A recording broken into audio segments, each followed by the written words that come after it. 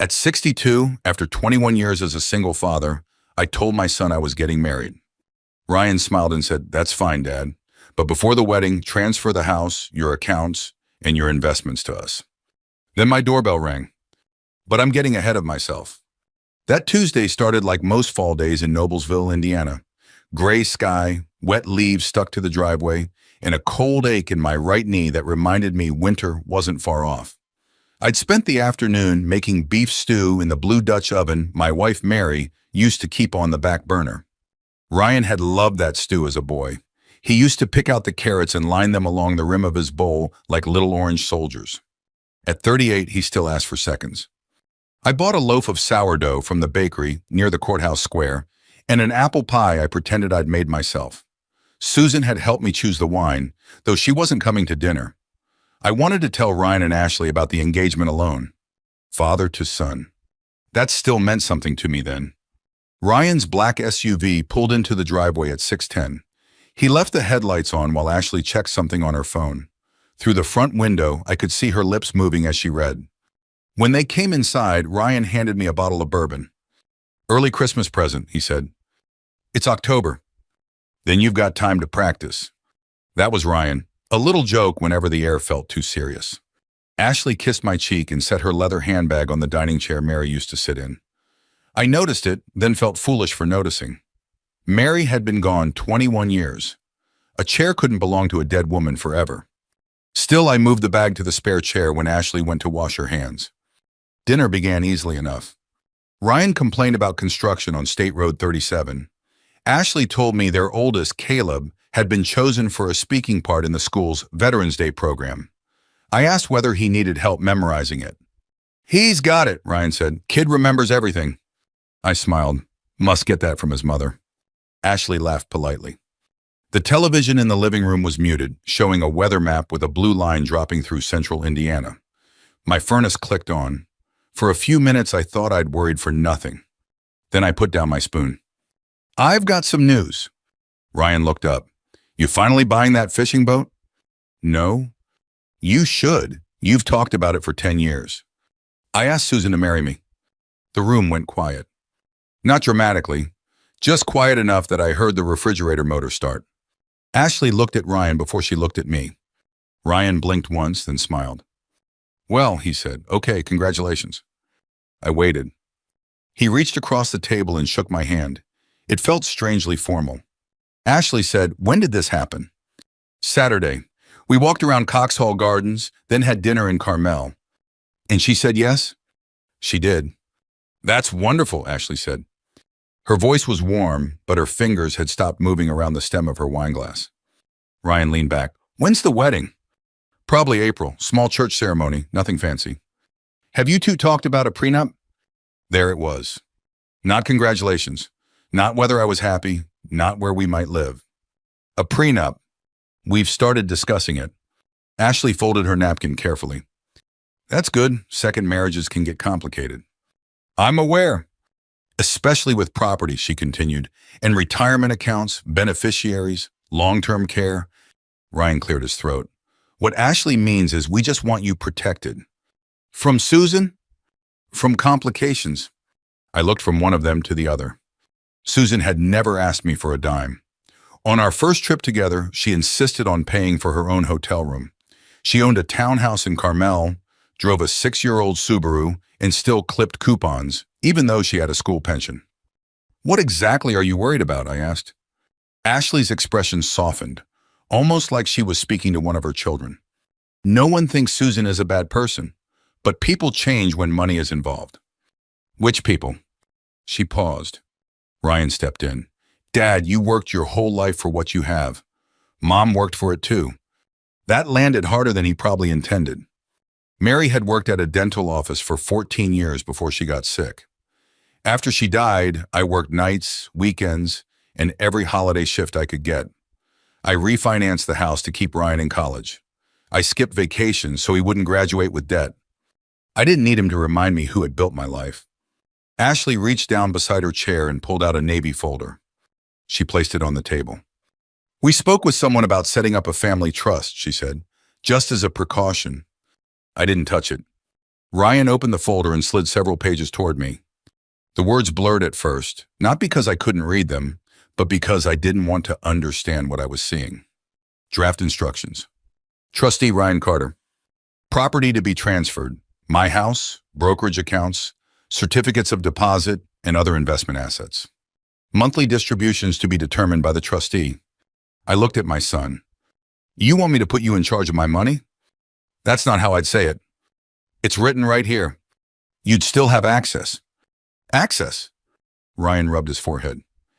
Dad, come on, don't make this ugly. I'm not the one who brought paperwork to dinner. Ashley spoke gently. You can still marry Susan. Nobody is trying to stop you. Ryan nodded. Marry her if that's what you want. But before the wedding, transfer the house, the accounts, and the investments into the trust. And you control it. For the family. I stared at him. That face had once been round and freckled.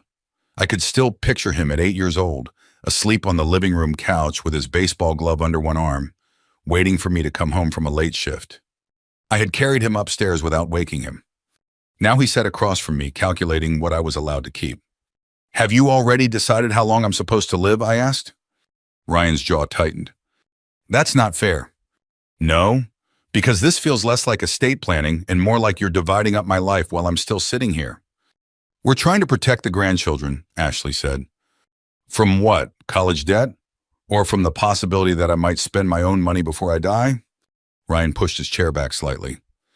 You're twisting everything. No, I'm finally hearing it clearly. He looked toward the hallway. That was when the doorbell rang. Once, then again. I stood slowly, my knees stiff from the cold. Through the glass panel beside the door, I saw a man in a dark jacket holding a large envelope. Mr. Michael Carter? He asked when I opened it. Yes. I'm here to serve you with documents from Hamilton County Superior Court. My stomach dropped. I signed for the packet and carried it back to the dining room. Ryan had gone pale. Ashley's hands were folded tightly in her lap. I opened the first page. Verified petition for appointment of guardian of the person and estate of an alleged incapacitated adult. My name appeared beneath it. Then Ryan's. I looked at the filing date. 6 days earlier. You filed this last Wednesday, I said. Ryan swallowed. Dad, we were hoping you'd cooperate. The folder on my table wasn't a suggestion. Dinner wasn't a conversation. It was their last attempt to make me surrender voluntarily. I looked at the son I had raised alone for 21 years. You filed this before I even told you the wedding date. Ryan's eyes dropped to the table. We knew you wouldn't listen. That was the moment I understood they hadn't come to save me from Susan. They had come to save my money from me. The process server had barely backed out of my driveway before Ryan stood up. Dad, just read everything before you panic. I looked at him. Panic? I know how this looks. No, I said quietly. I don't think you do. Ashley reached for the folder she'd brought. The petition doesn't mean anyone thinks you're incapable. It's simply asking the court to review the situation. Yay, you're asking a judge to decide whether I can run my own life. We're asking for protection. For who? Neither of them answered. The beef stew sat untouched, slowly cooling between us. The smell of onions and thyme filled the room, but suddenly I couldn't imagine eating another bite. Ryan finally spoke. We didn't want it to come to this. Then why did you file it 6 days before sitting at my table? His shoulders slumped. We wanted to give you one last chance. One last chance to do what? To make the right decision. I couldn't help letting out a short, bitter laugh. You mean your decision? Ashley looked genuinely uncomfortable. Michael, please don't think we're your enemies. My enemies probably wouldn't have waited until dessert. Ryan rubbed both hands across his face. You're making this sound ugly. No, son, it already was. For a long moment, nobody spoke. The weather forecast continued flashing silently across the television. Finally, Ryan picked up his keys. We'll let the lawyers explain everything. Then they left. I watched their SUV disappear down my street without ever looking back. Nay, I didn't sleep much that night. The house felt strangely loud. The refrigerator hummed. The furnace clicked on every 20 minutes. Branches scraped against the bedroom window whenever the wind picked up. Around 1:30, I gave up pretending. I carried the petition into the kitchen, poured myself a cup of coffee that tasted terrible, and started reading every page. The language was polite, clinical, cold. It never once called me a bad father. It simply described me as a man whose judgment had become questionable. One paragraph claimed I'd forgotten where I parked my truck after Caleb's Little League game. That part was technically true, except it left out the fact that I'd parked 2 blocks away because the lot was full. Another paragraph said I'd missed a dental appointment. Also true, because I had written Thursday instead of Wednesday on my calendar. There was a section about a necklace I'd bought Susan for our anniversary. $2,100. The petition described it as an unusually extravagant purchase inconsistent with Mr. Carter's prior financial habits. I almost laughed. I had spent more than that repairing Ryan's transmission 3 years earlier. Nobody had questioned my judgment then. The page that finally made me stop reading involved my doctor. Apparently, I'd mentioned occasional forgetfulness during my annual physical. I'd also complained about sleeping poorly after changing blood pressure medication. Dr. Simmons had adjusted the dosage. That was all. No dementia. No Alzheimer's. No cognitive diagnosis. Yet here it was. Rewritten to sound like the beginning of mental decline. I leaned back in my chair. The coffee had gone cold. I suddenly understood something that had never occurred to me before. You don't have to be helpless to feel powerless. Sometimes all it takes is seeing your own name described as though someone else has already decided who you are. Yeah. At 8 the next morning, I called Robert Hughes. I'd known Robert nearly 30 years.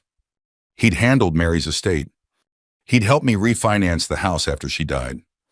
He answered on the second ring. Morning, Michael. I need help. His voice immediately changed. What happened?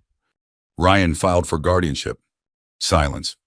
Then, come to my office. Robert's office overlooked the courthouse square in Noblesville. Same brick building. Same wooden bookshelves. Same bowl of peppermints that had probably been there since the Clinton administration. He read the petition without interrupting. When he finished, he folded his glasses. They're requesting guardianship over both your person and your estate. What exactly does that mean? It means they want a judge to decide whether you're capable of making your own decisions. Can they actually do this? They can ask. And asking isn't winning. That helped. A little. Robert leaned forward. Michael, listen carefully. I nodded. The court doesn't expect 62-year-old people to remember every appointment or never lose their keys. Then why does this scare me so much? Because it should. He didn't sugarcoat anything.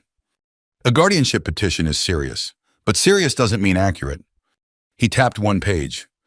The question isn't whether you've ever forgotten something. The question is whether you understand your property, your finances, your relationships, and the consequences of your decisions. I let out a slow breath.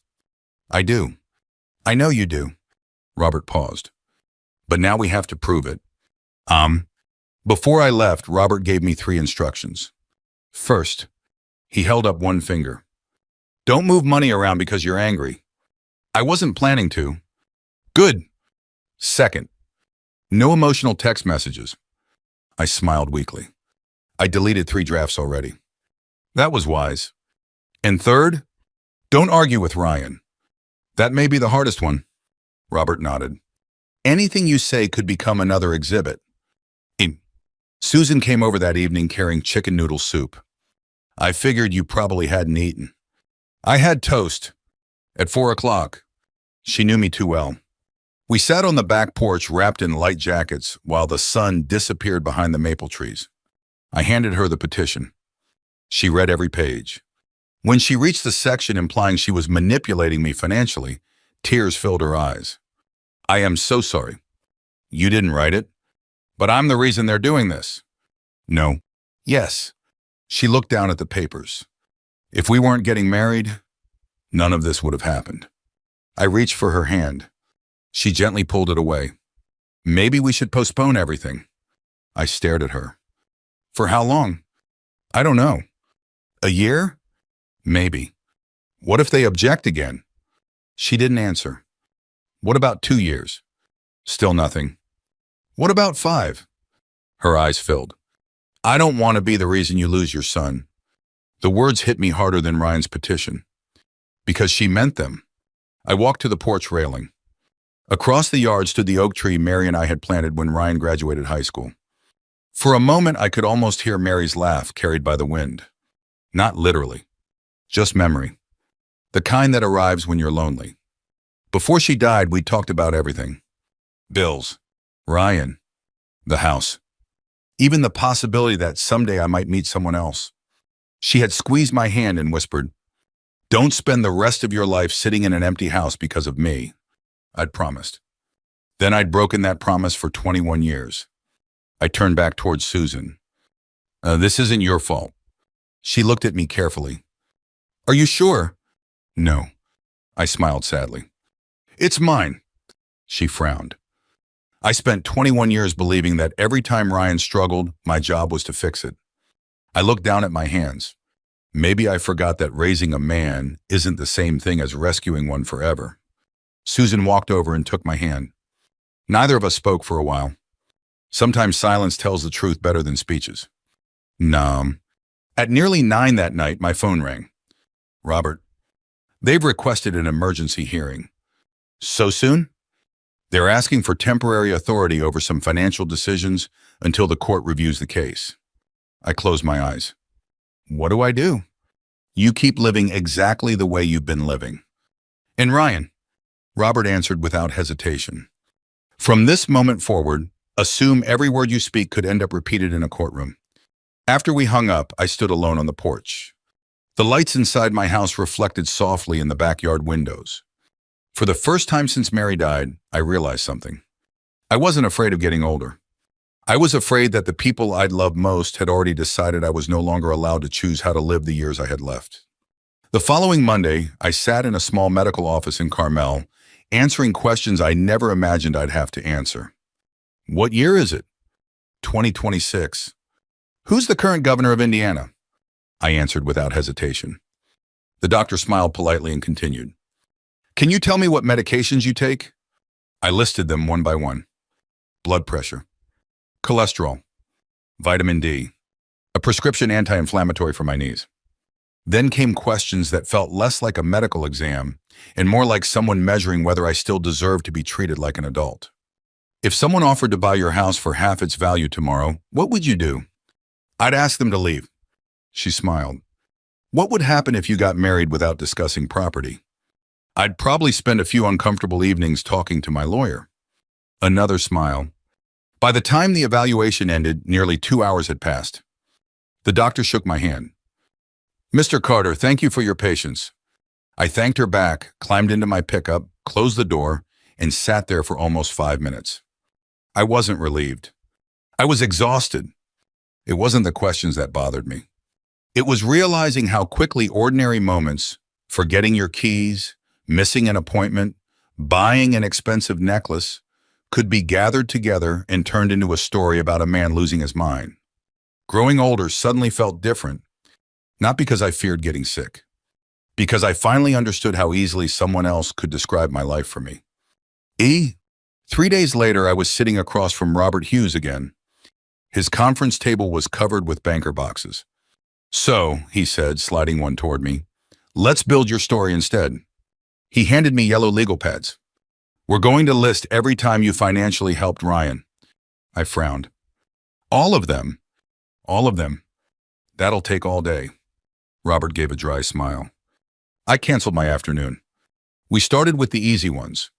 Ryan's first house, the down payment, then the business loan, then paying 6 months of mortgage when the business collapsed, then helping with Caleb's preschool tuition, then covering hospital bills after their second child was born. The list kept growing. Every time I remembered another check, another transfer, another emergency, Robert quietly added another line. Around lunchtime, he leaned back. "You know what's interesting?" "What?" "You never once asked him for anything in return." "I was his father." Robert nodded. "Yes." Then he looked at me. "And somewhere along the way, he stopped feeling like your son and started acting like your client." That sentence stayed with me. Because it hurt. Mostly because it wasn't completely wrong. By late afternoon, we'd finished. Robert totaled everything. $468,230. I stared at the number. I honestly didn't think it was that much. Most parents don't. I laughed softly. Funny thing is, I don't regret helping him. I know. I regret teaching him that help would always come. Robert closed the folder. That difference matters. And Susan arrived just before 5 carrying another folder. This one's mine. She placed it on the conference table. Inside were documents I'd never asked to see. Retirement statements, property records, insurance information, a draft prenuptial agreement. Robert reviewed everything carefully. Finally, he looked at me. Michael, did you know Susan owns her townhouse outright? No, Susan shrugged. I finished paying it off 4 years ago. And your pension? She smiled. 36 years with the school district. Robert nodded approvingly. This changes the picture. Susan shook her head. No, it does. She looked at both of us. I don't want it to. Robert folded the prenuptial agreement. This doesn't prove you aren't influencing Michael. Susan looked disappointed. But it proves something almost as important. What? You don't need his money. Susan turned toward me. I never wanted your money. I know. I wanted somebody to complain about aching knees with. That made me laugh. And someone who likes old movies. I do like old movies. And someone who doesn't think eating dinner at 4:30 is strange. It isn't strange. See? For the first time in nearly a week, we laughed together. Just for a minute. It felt wonderful. The following Friday, Ryan called. To Dad. Hi. How are you? Tired. He hesitated. Ashley and I were wondering if you'd meet with us. Why? So we can work something out. I almost said no. Instead, I remembered Robert's advice. Where? Our attorney's office. I agreed. The office sat in a newer building outside Fisher's. Bright lobby. Fresh coffee. Too much glass. Ashley greeted me like nothing unusual had happened. Thanks for coming. Ryan wouldn't quite meet my eyes. Their attorney spoke first. We believe there's still an opportunity for the family to avoid unnecessary litigation. I nodded. Go on. He opened a folder. We've revised our proposal. Ashley smiled hopefully. If you establish a trust now, Ryan can serve as trustee. What changes? You keep living in your house. For now. She hesitated. Yes. The attorney continued. You receive regular distributions for your living expenses. Who decides the amount? Ryan answered. We would. Based on what? We looked at your monthly spending. He slid a spreadsheet across the table. Groceries, utilities, fuel, church donations, dining out, everything. Someone had estimated how much money I should be allowed to spend every month. I stared at the page. You've budgeted my life. Ashley spoke softly. We're trying to simplify things. For who? For everyone. I looked down again. There was even a section labeled Future Housing Options. One line caught my eye. Potential sale value, Noblesville residence. I looked up. You've already discussed selling my house. Ashley answered too quickly. No. I tapped the paper. Then why is there an estimated sale price? She blinked. That was just preliminary planning. Planning for what? In case you eventually wanted something smaller. I've never said I wanted something smaller. Ryan jumped in. We're just thinking ahead. I slowly closed the folder. You've been thinking ahead a lot. Nobody answered. The meeting ended politely, almost awkwardly. Nobody raised their voice. Nobody stormed out. But as I walked toward the parking lot, Robert caught up with me. Well, what do you think? He smiled without humor. I think Ashley just made a mistake. What mistake? She admitted she'd already started planning for life after you lost control of your property. I stopped walking. You really think that's important? I think judges notice timing. The next morning, Robert called before 8. I just received their amended petition. What now? They're asking the court to temporarily restrict major financial transactions. Why? They claim you're likely to move assets before the wedding. I laughed once, not because it was funny, because I finally understood. This had never really been about whether I could manage my money. It was about making sure I couldn't manage it without their permission. Robert's voice remained calm. They've finally stopped pretending this is only about your health. I looked out my kitchen window toward the backyard where the leaves had begun covering the grass. For the first time since all this started, I wasn't wondering whether my son had betrayed me. I knew he had. The only question left was whether the court would see it too. The hearing was scheduled for 9 o'clock on a Thursday morning. I arrived at the Hamilton County Judicial Center 45 minutes early. That wasn't unusual for me. 38 years at UPS had trained me to believe that if you weren't 15 minutes early, you were already late. Robert was already there, sitting on a wooden bench outside the courtroom with a legal pad resting on his knee. He looked up when I walked over. You sleep at all? A little. That's more than most people before a hearing. He handed me a paper cup of coffee. It's terrible. I took a sip. It is. But it's hot. That's about the nicest thing we can say about courthouse coffee. For a moment, we both smiled. It helped. Not because the joke was funny, because it reminded me I was still allowed to feel like a normal person. A few minutes later, Susan arrived. She wore a navy blue dress and a light gray coat. Nothing expensive, nothing flashy. She sat beside me without saying a word and slipped her hand into mine. Her hand was cold. Mine probably was too. Across the hallway, Ryan and Ashley walked in with their attorney. Ryan glanced toward me, then looked away almost immediately. Ashley gave me a small, polite nod. It felt strangely formal. Like we were co-workers waiting for a meeting instead of family waiting to decide whether I was still trusted to run my own life. The courtroom doors opened. Guardianship docket, the bailiff announced. We walked inside. The room wasn't large. A few rows of wooden benches. An American flag. The Indiana state flag. A judge's bench polished by decades of use. There were no reporters, no television cameras, no dramatic audience. Just families carrying private heartbreak into a public room. Judge Elaine Mercer entered exactly on time.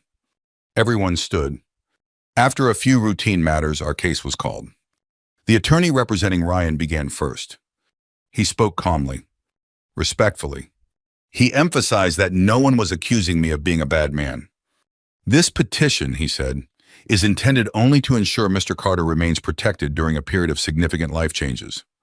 He mentioned my upcoming marriage, the expensive necklace, the missed dental appointment, the medication adjustment, the forgotten truck keys. Each event sounded harmless by itself. Together, they were presented as a pattern. Listening to someone else summarize your life is a strange experience, especially when every ordinary mistake becomes evidence. Then Robert stood. He didn't pace. He didn't raise his voice. He simply walked to the lectern and said, Your Honor, growing older does not make someone incapable. It makes someone older.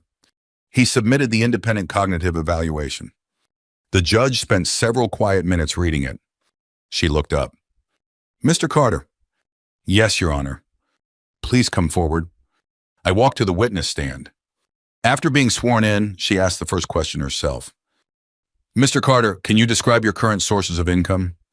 I explained my UPS pension, my retirement investments, Social Security, a small consulting job I'd occasionally taken for an old logistics company. She nodded. And who manages those funds? I do. Have you asked Susan Ellis to manage your finances?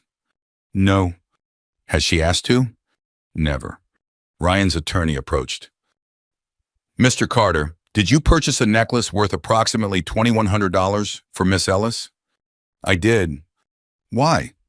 Because I loved her. A few people smiled softly. The attorney continued. Would you agree that was more expensive than gifts you've purchased in the past? Yes. Why the change? I shrugged. Because I'm 62. He frowned slightly. I continued. I spent 21 years putting everyone else first. I finally met someone worth celebrating. Silence filled the room. The attorney changed direction. You've forgotten appointments before? Yes. You've misplaced your truck keys? Yes. You became confused after changing medication? For about 30 minutes. So you admit memory problems exist? No. I looked directly at him. I admit I'm getting older. Then I added, if forgetting where I parked one afternoon means I lose the right to make my own decisions, half the people at the grocery store should probably be standing here beside me. A few quiet chuckles spread through the courtroom. Even Judge Mercer smiled for the briefest moment. Mom? Robert began his questioning. Mr. Carter, why did you agree to a prenuptial agreement? Because Susan suggested it. Why? So my property stays mine and hers stays hers. Did she ask for ownership of your home? No. Any investment account? No. Any retirement funds? No. Robert held up the signed draft. This agreement specifically states each party waives any claim to the other's premarital property. The judge read it carefully. Ryan's attorney objected that the agreement hadn't yet been finalized. Robert nodded. Correct, Your Honor. We offer it only to demonstrate Mr. Carter's intentions and Miss Ellis's lack of financial motive. The judge allowed it. Then came the part I dreaded most. Robert placed a thick binder on the evidence table. The court has heard repeated suggestions that Mr. Carter is vulnerable to financial exploitation. He opened the binder. I'd like to discuss another financial relationship. He projected a spreadsheet onto the courtroom monitor. One line at a time. March 2010. Down payment assistance. $38,000. June 2014. Business loan. $67,000. Mortgage assistance. Vehicle repairs. Medical bills. Tax payments. Education expenses. The list continued. Nearly every entry carried supporting bank records, emails, canceled checks, text messages. The total appeared at the bottom.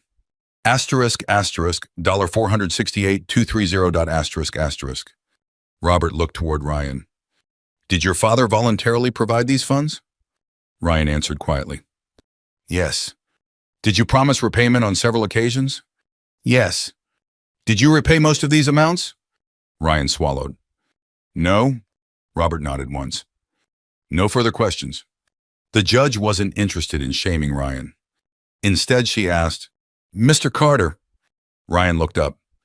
When did you first ask your father to transfer his property into a trust under your control? Ryan hesitated. A few days before dinner. And when was this petition filed? He looked toward his attorney. The judge repeated the question.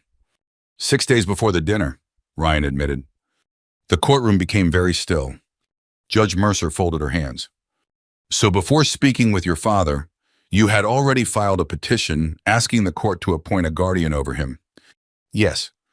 Did any physician diagnose your father with dementia? No. With Alzheimer's disease? No. With any condition preventing him from understanding his finances? No. The judge looked down at the petition. Has Mr. Carter failed to pay taxes? No. Lost significant money through scams? No. Failed to understand the nature of his property? No. She looked directly at Ryan. Then what exactly changed?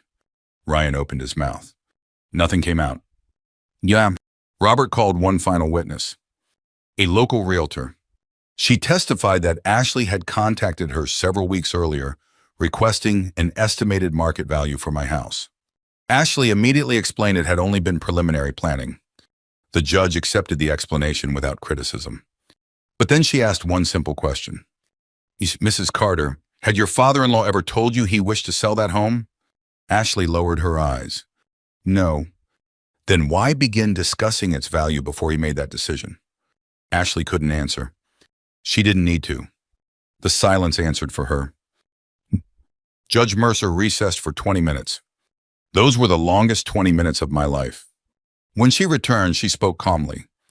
The court finds insufficient evidence that Mr. Michael Carter lacks the capacity to manage his personal or financial affairs. She paused. The request for temporary guardianship is denied. Another pause. The petition is dismissed. I closed my eyes. Not because I'd won, because for the first time in weeks, I could finally breathe. Outside the courtroom, Ryan caught up with me before I reached the elevator. Dad, I turned. We were scared. I looked at him for several seconds. Then I said quietly, "You were scared I might spend my own money." His shoulders dropped. I continued, "You never stopped to wonder whether by treating me like I couldn't be trusted with my own life, you were losing your father." He tried to speak again. I gently raised my hand. "Not today." Susan slipped her arm through mine. Together we walked toward the courthouse doors. The November air felt colder than when we'd gone inside. But somehow, I felt lighter. The wedding was supposed to happen the week after the hearing. Instead, Susan and I postponed it for 6 weeks. Not because either of us had changed our minds. Because I needed time to remember that my life still belonged to me. For almost a month, every time the phone rang, I expected another legal notice. Every trip to the mailbox made my stomach tighten. I'd never imagined that defending my right to remarry would leave me feeling more tired than 38 years of loading trucks before sunrise. Susan never pushed. Some evenings she'd stop by with soup. Other days we'd walk the trail at Potter's Bridge Park without talking much at all. That silence was different now. Comfortable. Earned. One Saturday, she looked over at me and smiled. "You know what's funny?" "What?" "You still apologize every time your knee slows you down." "I do?" "You apologized 3 times during this walk." I laughed. "Well, you've had to wait for me." She squeezed my arm. "Michael, I'm planning to grow old with you." She looked down at my knee. "I'm not exactly expecting you to win a marathon." For the first time in weeks, I laughed without forcing it. We married on a cool December afternoon in a small church in Carmel. Nothing extravagant. About 30 guests. Robert attended with his wife.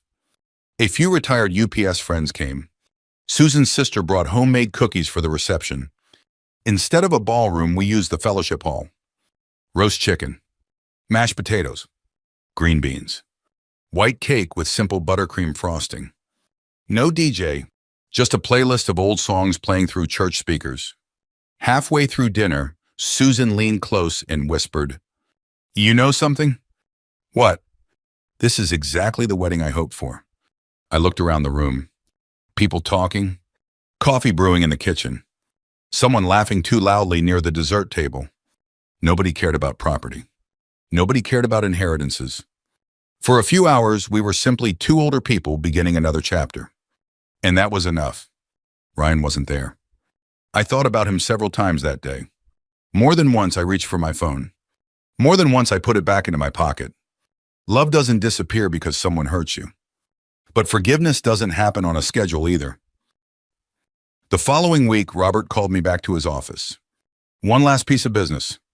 My estate plan. This time, I wasn't reacting out of anger. That mattered. Robert spread the documents across the conference table. "What do you want your estate to accomplish?" The question surprised me. Not who gets what. What do you want it to accomplish? I thought about it for a long time. Finally, I answered. "I want it to help people." Robert waited. "I want Susan protected if I die first." He nodded and made a note. "I want my grandchildren to have opportunities." Another note. "But I don't want money becoming another reason people stop taking responsibility for their own lives." Robert looked up. "So what are you thinking?" "I don't want Ryan managing anything. That can be arranged. I don't want Susan worrying about where she'll live. We'll give her the right to remain in the house for the rest of her life if she chooses." I nodded. "And after that?" "The house can be sold." "What about the proceeds?"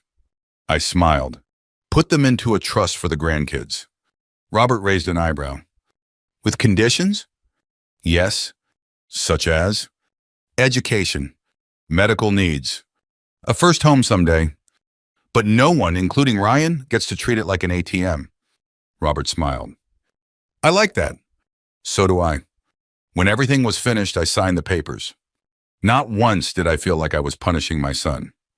I was simply drawing lines I should have drawn years earlier. The hardest boundary wasn't changing the will.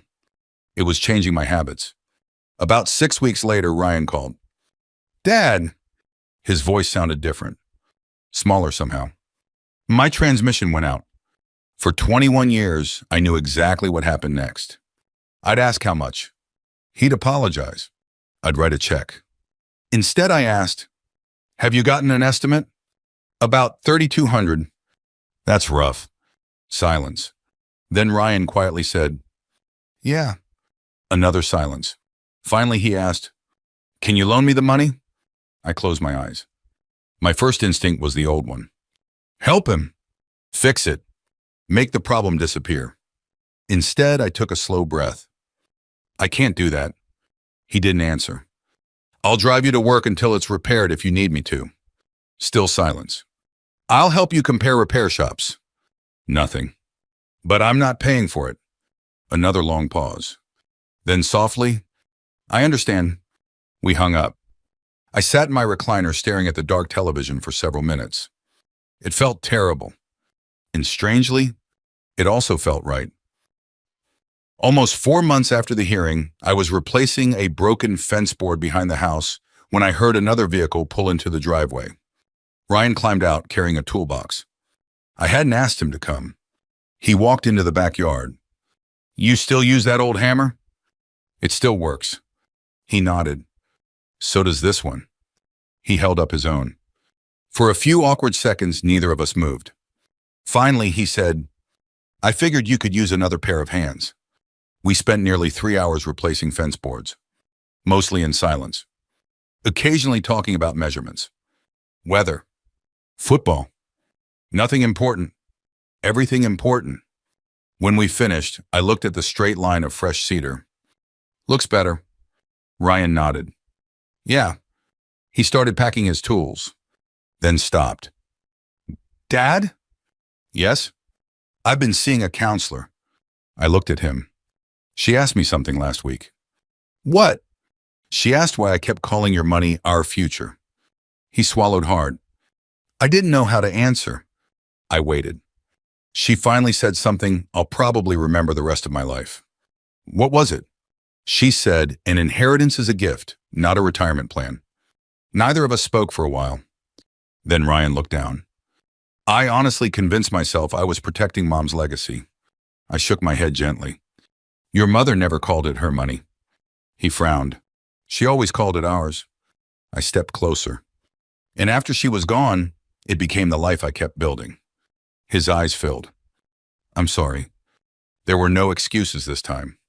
No blaming Ashley. No blaming fear. Just 2 simple words. I believed he meant them. Did that erase what happened? No. Trust doesn't grow back overnight. But for the first time in months, I saw my son instead of the man sitting across from me at that dinner table. I walked toward the house. You hungry?